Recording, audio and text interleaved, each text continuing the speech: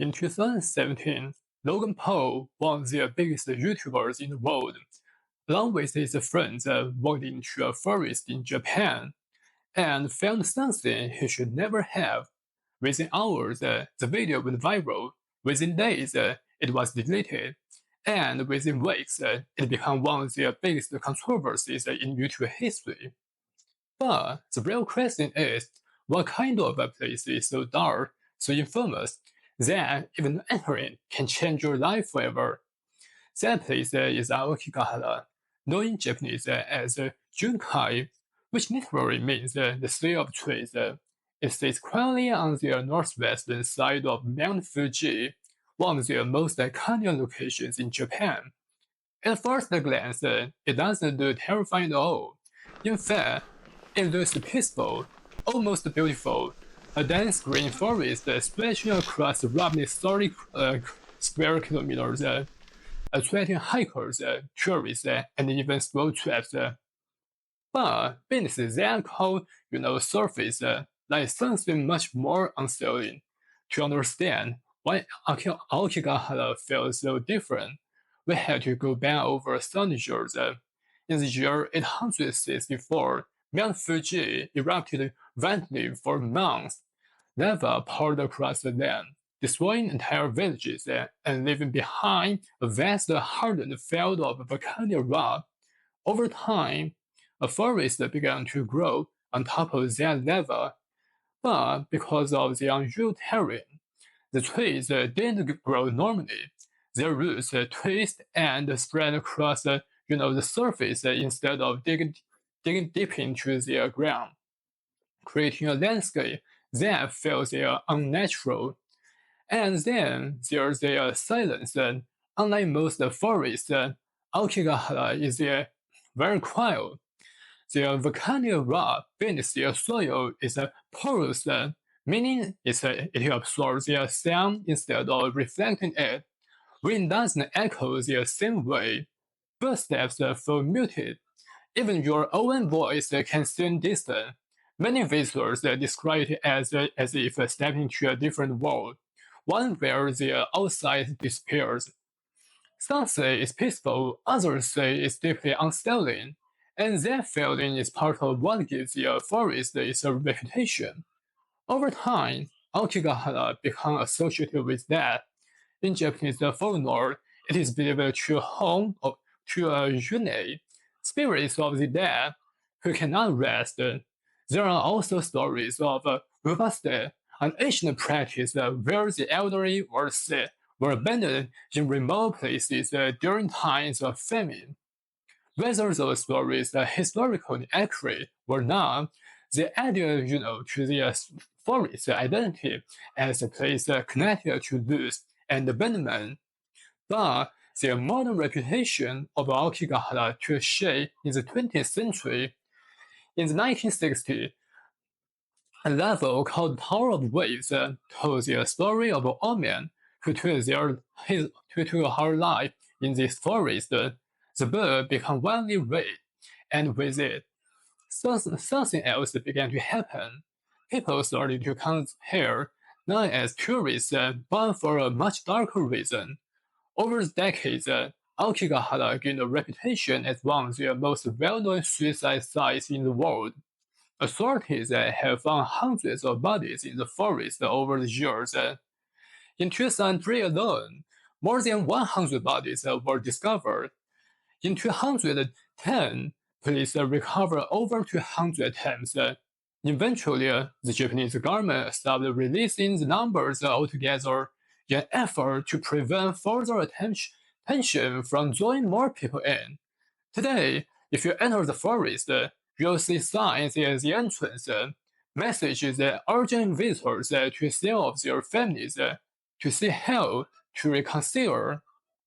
Volunteers regularly patrol the area, hoping to reach people before it's too late. And yet, the forest's reputation continues. Inside Aokigahara, there are things you might not expect to see. Ropes tied from tree to tree, left by visitors to mark their way back. abandoned belongings, bags, shoes, even tents, stand reminders that not everyone who enters intends to live. But here's where the story becomes more complicated, because despite everything people say about Aokigahara, the forest itself is not supernatural. The idea that compasses start working inside is only partially true. The volcanic rock does contain iron, which can affect magnetic readings if a compass is placed directly on the ground. But if you hold it normally, it works just fine. The forest in the sun, something called the zone, where technology fails. It's simply a changing environment. What people experience inside Aokigahara is not caused by ghosts, but by psychology. The silence, the isolation, the dense and repetitive landscape, all of it can disorient the human mind. When you are surrounded by trees and then all do the same, with no clear landmarks, it becomes easy to lose your sense of direction. And when you lose your sense of direction, you start to feel something else. Just like, anxiety, fear, and sometimes, something deeper. Psychologists refer to something called the Warsaw effect. The idea that highly publicized cases of suicide can lead to imitation. When a place becomes associated with a tragedy, it can attract more of it. Over time, the reputation reinforces itself. Aokigahara didn't become mysterious because of what it is, but because of what people believe it to be. And that brings us back to 2017, when Logan Paul enters the forest. He was looking for something creepy, something mysterious. But what he found was very real. During filming, he and his crew came across what appeared to be the body of a suicide victim. Instead of stopping, they kept recording. The footage was uploaded to YouTube, where it shot millions of viewers around the world. And then the backlash was immediate. People criticized the video for being disrespectful, for turning tragedy into content. Some argued that it raised awareness. Others said it crossed the line that should never be crossed. Eventually, the video was taken down. Logan Paul issued a public apology, admitting he had been misguided by Shaw and Wu, and saying he should have put their camera down. But, their controversy revealed something uncomfortable, not just about the one creator, but about all of us, because it raised a question we do not often ask. Are we turning, real human suffering into entertainment? Or Aokigahara is haunted in the way horror films suggest. It doesn't need ghosts to feel disturbing.